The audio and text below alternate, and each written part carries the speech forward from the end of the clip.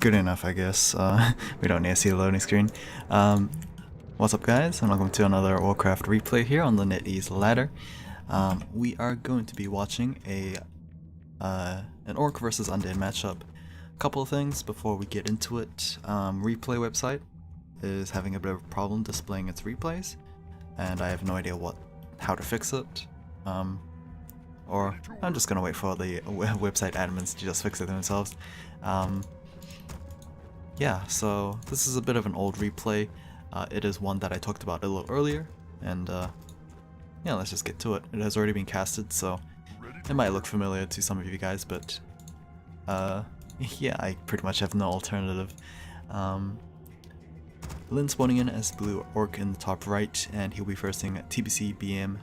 This is one of their 5 games that they played in a single day, and yeah. I think the last game was Netease 40, so yeah, that shows how slow I am, honestly. And yeah, we'll just get into it. Graveyard seems to be ticket opening for TBC, as he is just going for DK first. Lynn, on the other hand, is going for Farseer first. So yes, this is the Farseer game that I mentioned in Netease 40. So yeah, let's see how well it actually performs. I do feel a little guilty casting TBC because honestly, I don't think he's won a single game. At least, as far as I can remember, I don't remember him actually winning against his opponent on the Netease ladder. So it might just be selective bias, just the stats. Can't really make that kind of assumption because I haven't watched that many games, but I mean, so far I just can't remember, honestly. Either way, Farseer first is gonna learn the Spirit Wolves, and it seems like he's just gonna go for some early harassment. And yeah, the DK is just going to... I'm not actually sure what he's actually going to do. No real easy creep camps over here, and he's not really going to find his opponent over here is going to get a sheep corpse, but that is so far just it. Lots of ghouls early on, so is able to actually fend off those spirit wolves very nicely. I don't think a single acolyte will actually get taken out, and Farseer might actually pick up a ghoul for himself, and considering the DK is nowhere near, that might actually happen. Ghoul is running towards the Death Knight, who is en route, but the lightning bolt is going to be able to kill him pretty cleanly.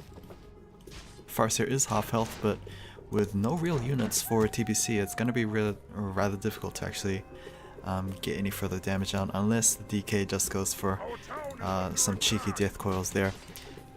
It seems like the Farseer first gives pretty good harassment, able to force, or at least able to enable a really early tier 2 for Lynn, and hopefully this can transition into a pretty strong tier 2, if not just an earlier tier 2 compared to his opponent, who I believe is a little ways behind in terms of that tech. So yeah, harassment looked pretty good. I'm not sure how much was it credited to that harassment. I mean the delay in tech, but very good surround onto the Death Knight is going to force that TV scroll. The good thing about having a Farseer, of course, means 2 more units. That means 2 more units that could be used to surround heroes, and we did see that in work. Very nicely done by Lynn, forcing that TB scroll. Thankfully, TBC did not sell his TB scroll this time around. There are some cases where undeads like to sell the TP on their Death Knight, especially against orcs, because it's pretty it's not that easy getting a surround off as an orc player this early in the game, but considering it was Farseer first, yeah, just be thankful about that. Double bestiary, so this would possibly just be mass raiders. I mean, I guess before I would just always assume it's gonna be double wyverns, but Mass Raiders just seem to be a lot more consistent compared to the alternatives, so yeah, I'm just gonna say Mass Raiders there.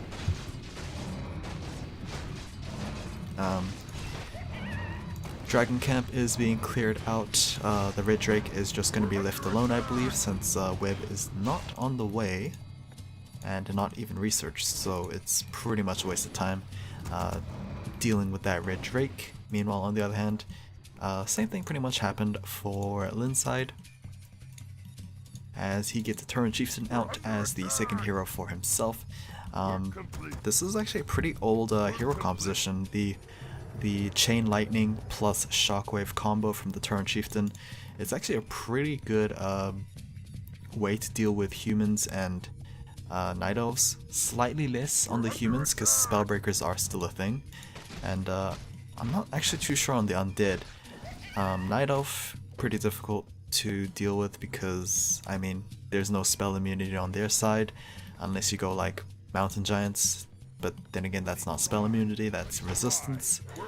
And yeah, let's see how well this works against Undead, because Undead should be getting destroyers. But then again, like that kind of weakness has been covered with the potential double raiders here. So, I mean, this is actually honestly ingenious on Lin's part, so I'm actually curious to see how well this can be put into practice.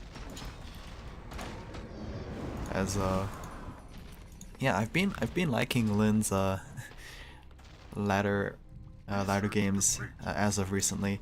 I mean, most of the time he does play standard, but just last game we did see Lin versus Foggy, and he pulled out I believe it was Lin.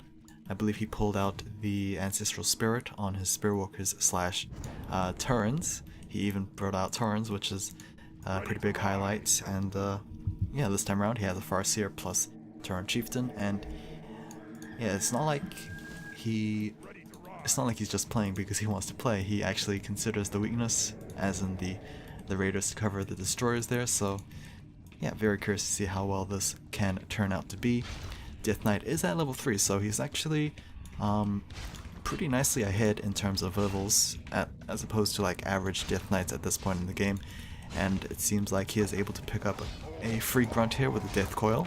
But here comes the ensnares from from the Raiders. All the Crypt Fiends are ensnared, and there is a TP scroll available from the Lich, and the Undead player will just back off there. Very nice triple ensnares onto those spiders and forcing the TP there. DK is going to pick up a fresh TP scroll, so that's TP scroll number 3 already. So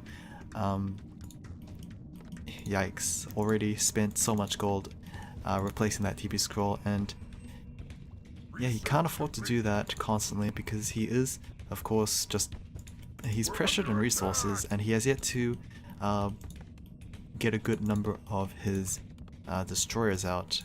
Is going to place down the Temple of the Damned. Banshees will be able to cover the Chain Lightning plus Shockwave.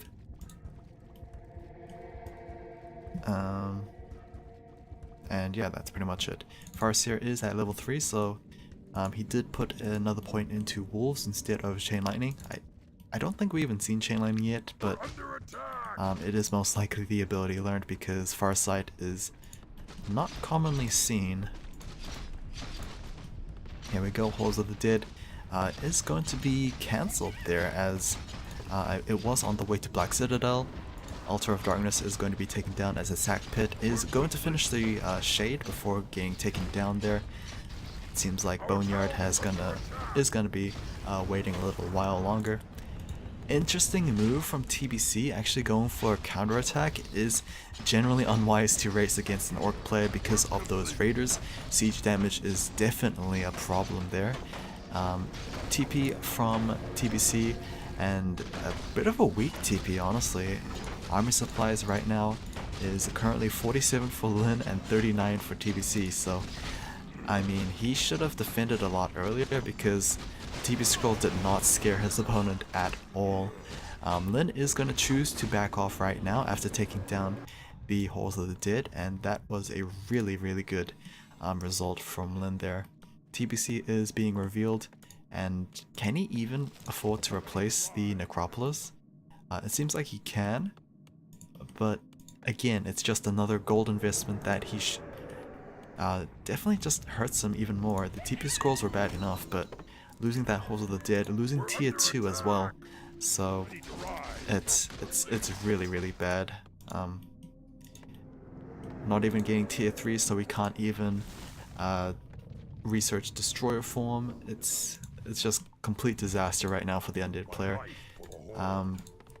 I would even say at this point it's looking to be game, as still 10 supply difference. The hero combo looks pretty good for the orc player, and yeah, it's not looking good for our undead player here.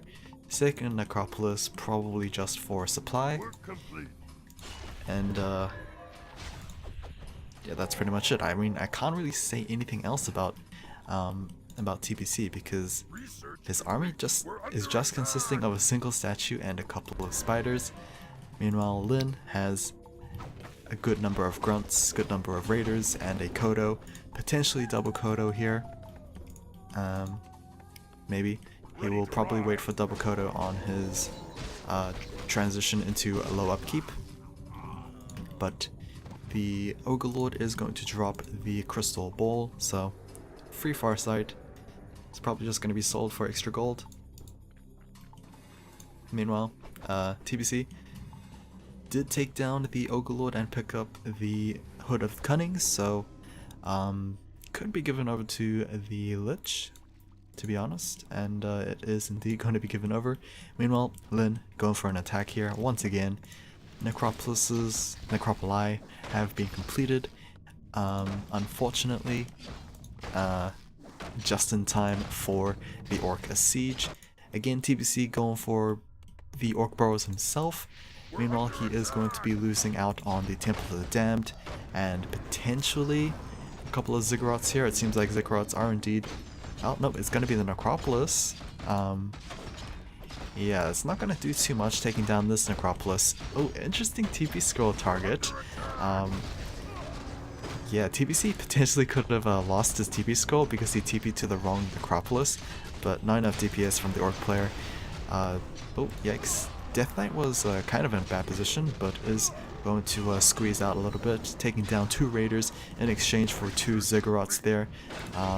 Lin is still going to be pressing on. The army supply has evened out, but the Death Knight with no way of actually escaping is going to be taken down at level 3, I believe. Turn Chieftain is going to... oh, I was going to say he was going to follow suit, but he does have that TP scroll, and the Orc player is just going to back out after a little cheeky chain lightning, and TPC, just aware of his horrible positioning, is just going to quit, and that is going to be GG. Lin able to pressure very nicely with his farce here. Unfortunately, we weren't able to see too much domination from the chain shockwave combo, and yeah, that is gonna be that. So hopefully you guys enjoyed, and I will see you guys again. Hopefully the replay site is fixed by then.